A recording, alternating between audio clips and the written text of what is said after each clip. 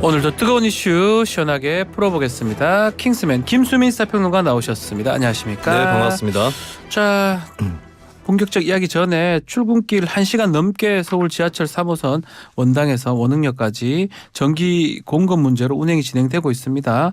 상행선, 하행선 모두 전철 운행이 늦어지고 서울교통공사 긴급 복구 작업 진행 중이라고 밝혔는데요.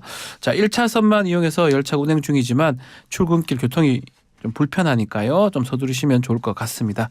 첫 번째 정치공 키워드 소개해 주십시오. 네, 공천 줄줄이 취소.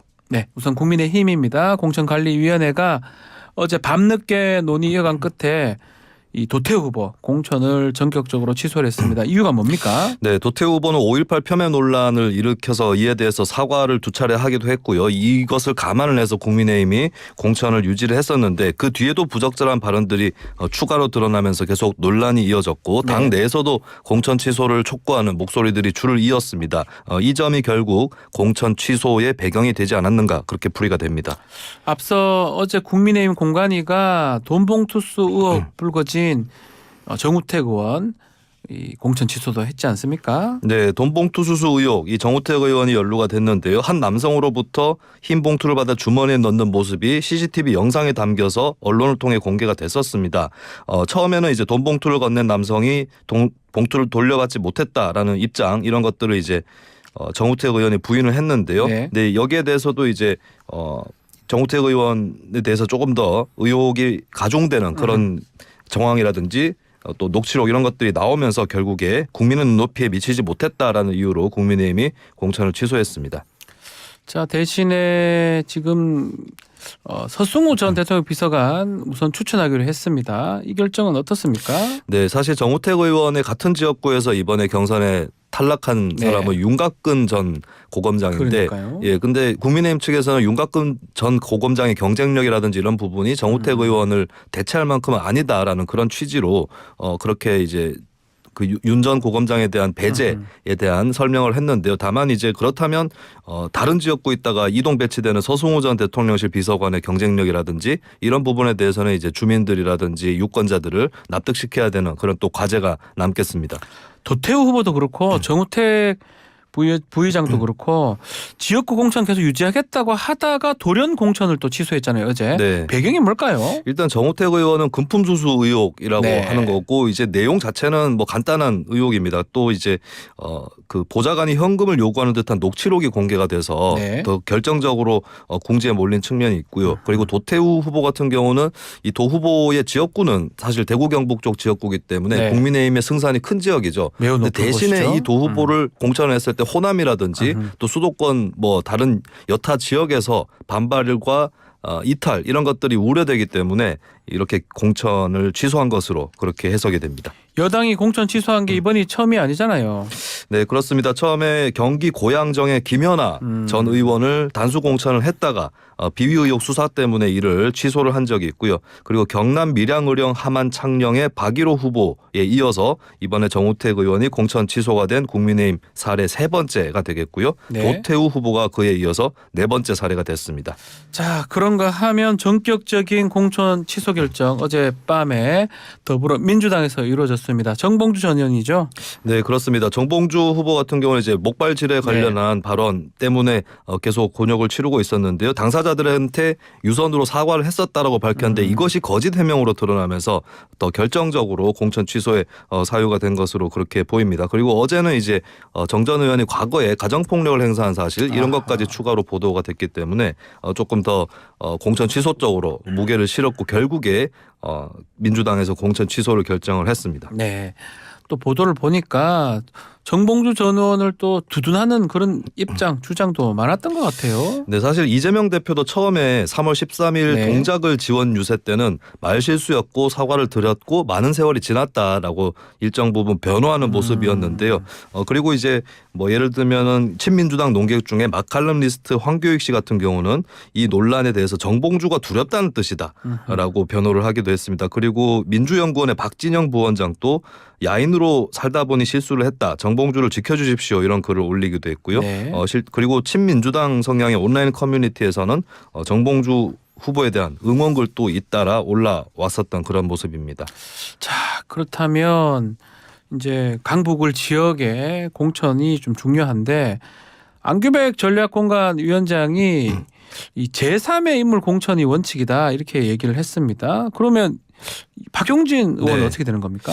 네, 그래서 이 정봉주 전 의원이 공천이 취소가 되면 결선 투표까지 같이 진출했던 네. 박용진 의원이 혹시 승계를 하는 거 아니냐 뭐 이런 관측도 잠깐 나왔었는데요. 네. 근데 빠르게 안규백 전략공관위원장이 새롭게 다른 인물을 추천하는 것이 원칙이다라고 얘기를 했습니다. 다만 이 부분에 대해서는 논란이 있는 것이 4년 전에 민주당이 네. 부산 금정 지역에서 후보를 2위 후보로 교체를 한 적이 있었는데 이번에는 왜 다른 것인가 이 부분에 대해서 이제 민주당의 설명이 필요해 보입니다.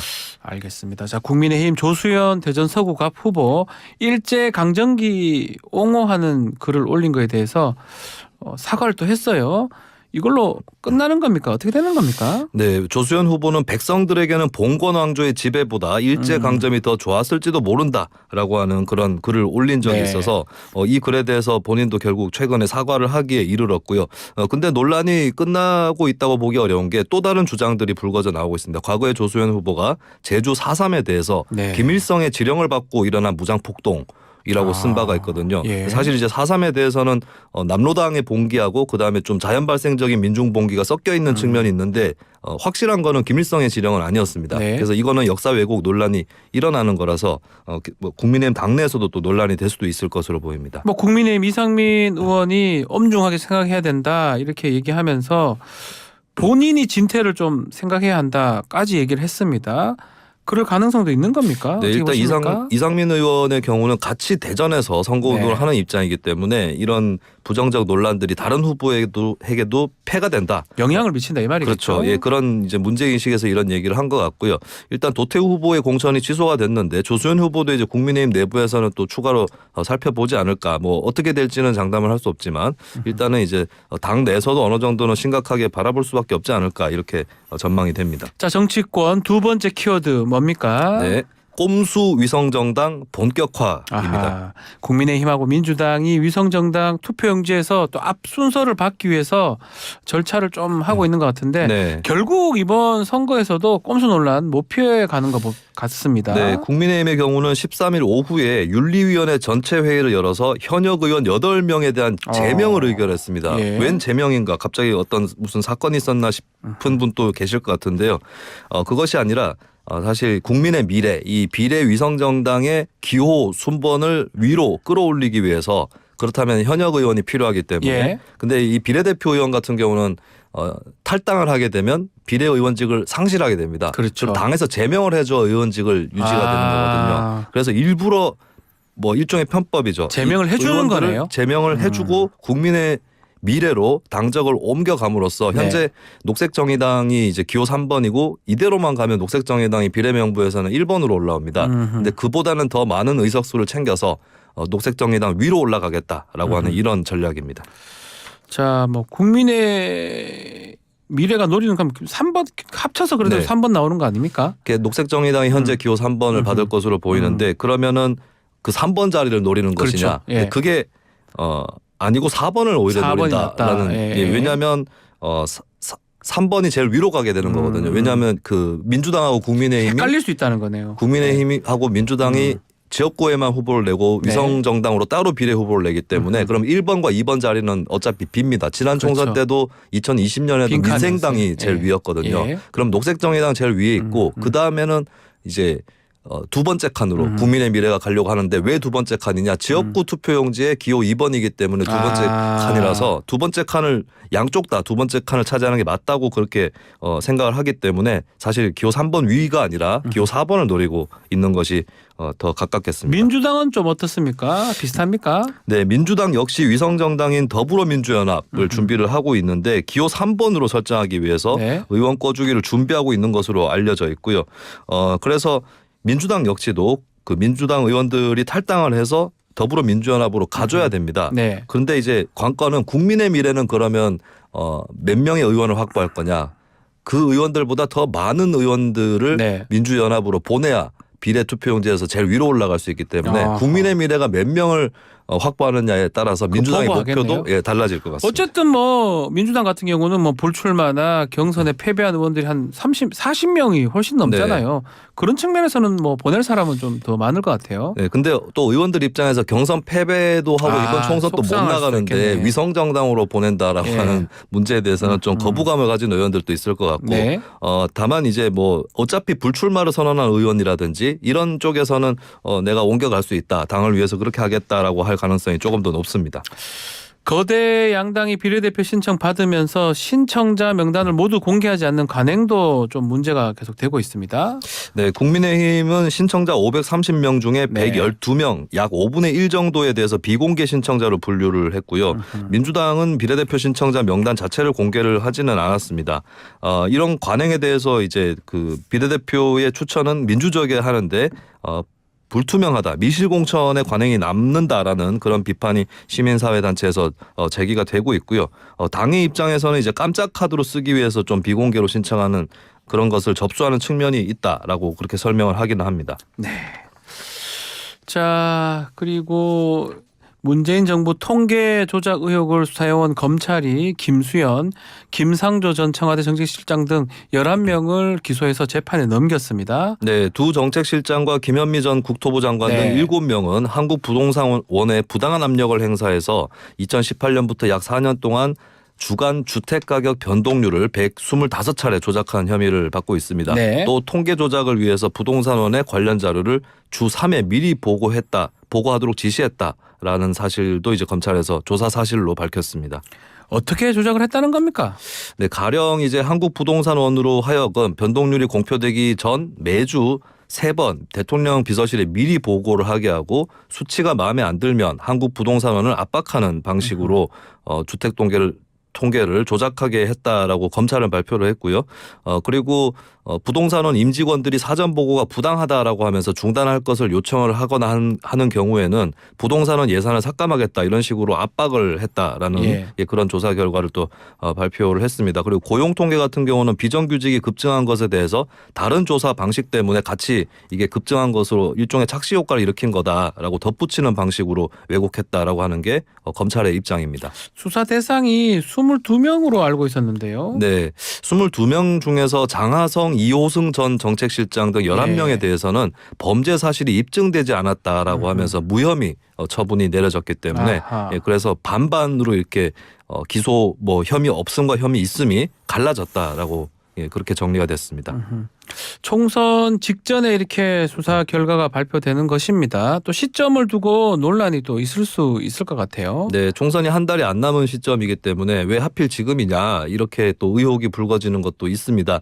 이에 대해서 검찰에서는 주요 피의자들 구속영장이 기각돼서 수사가 생각보다 길어진 것이다. 네. 그러니까 뭐 나중에 발표할 수 있는 건데 앞당겨서 발표한 게 아니라 오히려 이게 늦춰져서 길어져서 지금에서야 발표를 하게 됐다. 이런 취지로 이제 설명을 했습니다.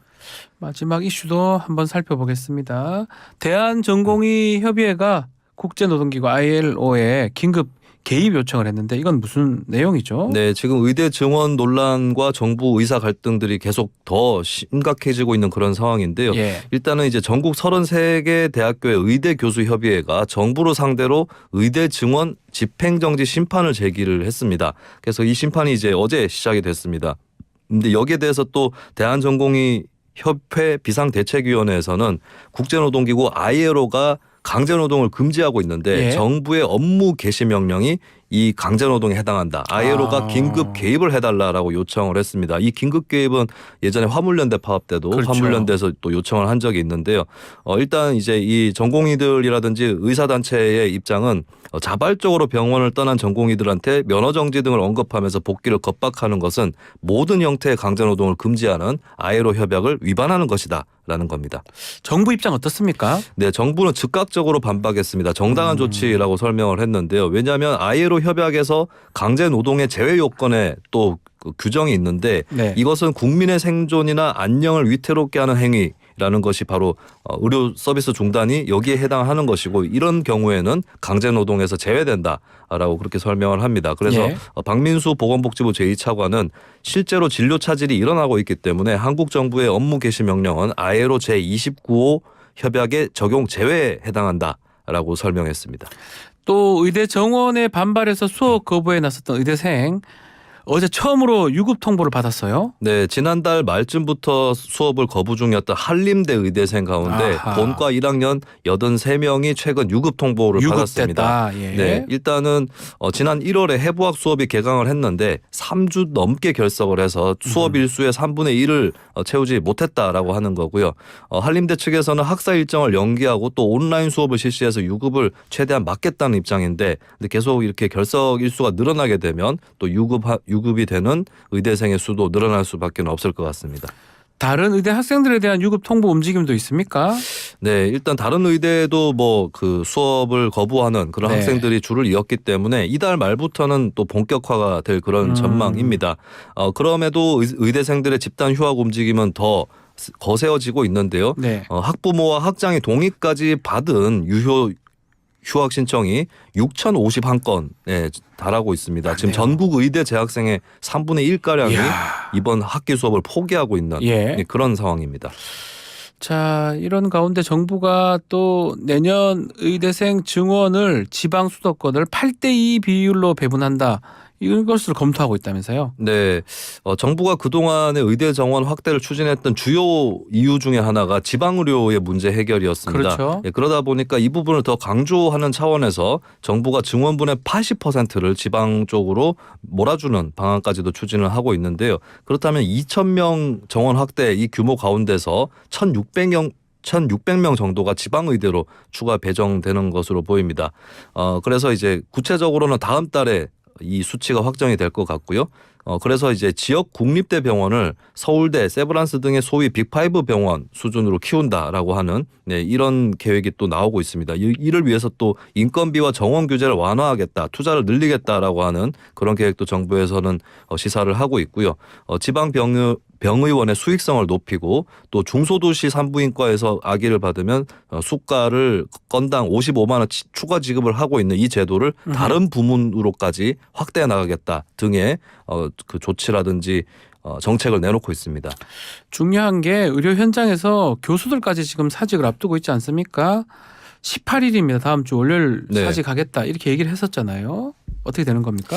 네, 의대 교수들 사이에서는 환자도 지켜야 하지만 면허 정지와 유급 위기인 제자부터 지켜야 한다. 이런 얘기들이 좀 많이 나오고 있습니다. 그러다 보니까 일단은 19개 의대 교수들이 모여있는 비상대책위원회 오늘까지 사직에 대한 논의를 마치기로 일단 일정을 잡아두고 있고요. 이미 울산대라든지 서울대 이런 학교의 교수들은 사직서 제출을 결의를 했기 때문에 이 사직서 제출 결의가 앞으로 더 확산될 가능성이 높습니다.